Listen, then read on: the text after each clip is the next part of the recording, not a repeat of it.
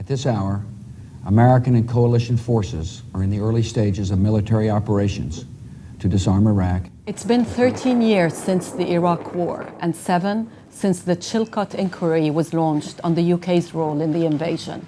Finally, today, it's been published with sharp criticism of the then Prime Minister, Tony Blair.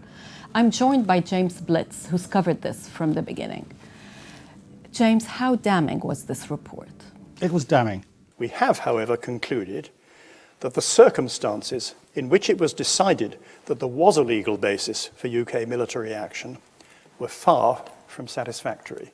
You have to remember this is the 5th inquiry there has been in the United Kingdom into the war. We've had the Butler inquiry, the Hutton inquiry, or an inquiry by the Intelligence Select Committee of the Commons, and an inquiry by the Foreign Affairs Select Committee. All of them have been dismissed as whitewashers.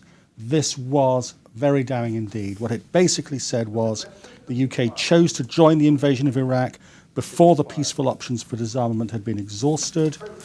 The judgments about the severity of the threat posed by Iraq's WMD were presented with a certainty that was not justified. The planning and preparations for Iraq after Saddam were wholly inadequate. The government failed to achieve its final objectives. If you had to sum it up, that's roughly what it says. Does anyone come out better in this inquiry? Or is the blame essentially spread from Tony Blair down to intelligence services, the military? It's spread, as you say, pretty evenly. I don't think there's anybody that comes out well. That's certainly the case. But at the same time, nobody is damned. I think there's a strong public expectation in the UK that there might be some coup de grace against Blair. But that isn't there. Chilcot is not making a judgment on whether the war is illegal. He can't do that. But he does explain, or does he explain, why these conclusions were reached by Tony Blair? The threat from Saddam Hussein and weapons of mass destruction, chemical, biological, potentially nuclear weapons capability, that threat is real. He basically says that Tony Blair had a lot of processes which were basically flawed. When he was given intelligence, it was hardened up far too much, especially in the presentation of the September 2002 dossier. The judgments about Iraq's capabilities in that statement and in the dossier published the same day were presented with a certainty that was not justified. Preparations for the war were wrong. He had a very informal approach in government, and so all those were the factors that led to the mistake. So what does this inquiry do? It's not going to satisfy people who've been saying that Tony Blair should be tried for war crimes. Does it bring any closure? I think it will bring closure.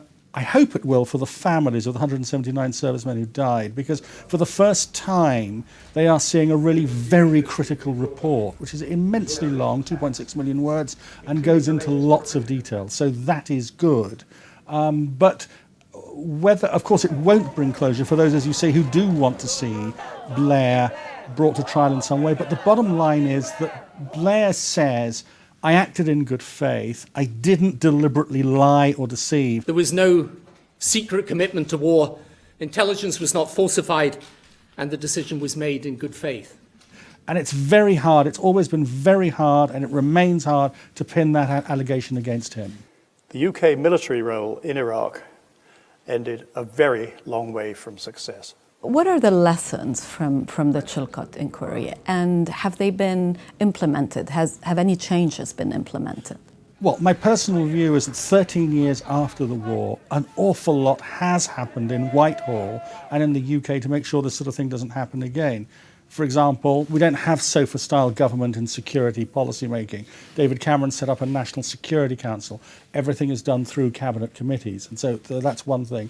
And more generally, I just don't think the UK is a country today that would ever set out on a land forces expedition of this kind with the threat of serious casualties of the kind we saw in Iraq. We're effectively living a kind of Iraq war syndrome problem. We're just not going to be doing that again.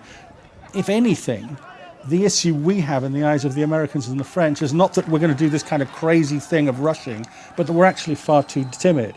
what happened in August 2013 with the failure to press ahead with action against Assad on his use of chemical weapons. That defines the current mindset in Britain as far as Washington is concerned. James, thank you very much.